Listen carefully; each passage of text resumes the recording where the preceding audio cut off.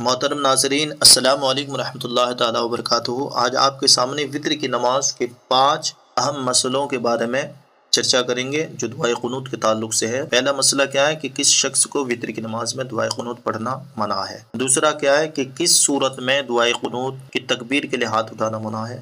تیسرا مسئلہ کیا ہے کہ وطر کی 2 رکعتوں میں دعائے قنوت پڑھنے کا حکم ہے، اس کی کیا صورت ہے۔ چوتھی بات کیا ہے کہ کب وطر کی نماز میں تینوں رکعتوں میں دعائے قنوت پڑھنے کا حکم ہے۔ پانچویں بات کیا ہے کہ فجر کی نماز میں دعائے قنوت پڑھنا جائز ہے، اس کی کیا صورت ہے۔ تو پیارے ایک ایک چیز کو اسٹیپ بائی اسٹیپ جو ہے سمجھتے ہیں۔ اگر آپ ان باتوں کو مسئلہ و مسائل کو سیکھنا پسند کرتے ہیں تو ضرور ہمارے چینل کو سبسکرائب کیجئے، لائک کیجئے۔ پیارے اب ویڈیو شروع کرتے ہیں کہ کس شخص کو وطر کی نماز میں دعائے قنوت پڑھنا منع ہے۔ تو میں بتا دوں ہے نا، کوئی شخص ایسا ہو جماعت کے ساتھ وطر کی نماز ہو رہی ہو اور وہ کوئی ایک آدمی جو ہے آیا تو وہ وطر کی تیسری رکعت کے رکوع میں شامل ہوا تو اس شخص کو دعائے قنوت پڑھنا منع ہے۔ دوسری بات کیا تھی، دوسرا مسئلہ کیا تھا کہ کس صورت میں دعائے قنوت کی تکبیر کے لیے ہاتھ اٹھانا منع ہے۔ جبکہ نماز وطر جو ہے قضا ہو گئی ہو اور لوگوں کے سامنے پڑھتا ہو تو اس صورت میں دعائے قنوت کی تکبیر کے لیے ہاتھ اٹھانا منع ہے۔ مثال کے طور پر میری نماز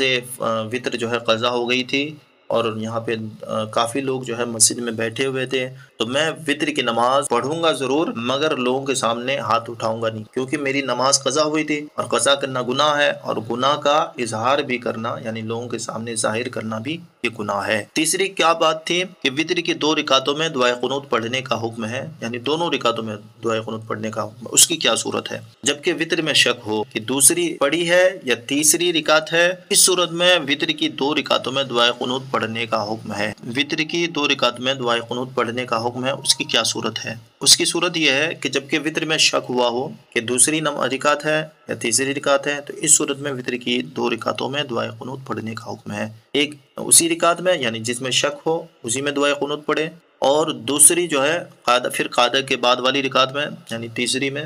تو جیسا کہ بہار شریعت میں بھی ہے کہ وطر میں اگر شک ہو کہ دوسری ہے یا تیسری رکعت ہے تو اس میں دعائے قنوت پڑھ کر قعدہ کے بعد ایک رکعت اور پڑھے اور اس میں بھی دعائے قنوت پڑھے اور سجدہ سہو کرے، انشاءاللہ نماز ہو جائے گی۔ محترم ناظرین، کب وطر کی 3 رکعتوں میں دعائے قنوت پڑھنے کا حکم ہے۔ جبکہ وطر پڑھنے والوں کو شبہ ہوا ہو کہ وہ پہلی رکعت کے قیام میں ہے یا دوسری میں ہے یا تیسری رکعت کے قیام میں ہے، قیام میں کھڑا ہونا یعنی تیسری رکعت میں کھڑے ہو کر کے تلاوت کر رہا ہے، تو ان تینوں رکعتوں میں اگر شک ہو تو اس صورت میں جس رکعت میں ہو اس میں بھی دعائے قنوت پڑھے، پھر قاعدہ کرے، پھر کھڑا ہو جائے، 2 قاعدے کے ساتھ اور پڑھے، تو ہر رکعت میں دعائے قنوت پڑھی جائے گی۔ اس طرح سے وطر کی تینوں رکعتوں میں دعائے قنوت پڑھنا جائز ہے اور یہ حکم بھی ہے جیسا کہ فتاوی عالمگیری میں ہے۔ پانچویں بات کیا تھی کہ فجر کی نماز میں دعائے قنوت پڑھنا جائز ہے، اس کی کیا صورت ہے۔ کی صورت یہ ہے جبکہ بہت بڑا کوئی حادثہ پیش آیا ہو، اس صورت میں فجر کی نماز میں بھی دعائے قنوت پڑھنا جائز ہے، جیسا کہ در مختار، رد المنتار، بہار شریعت وغیرہ کتابوں میں ہے۔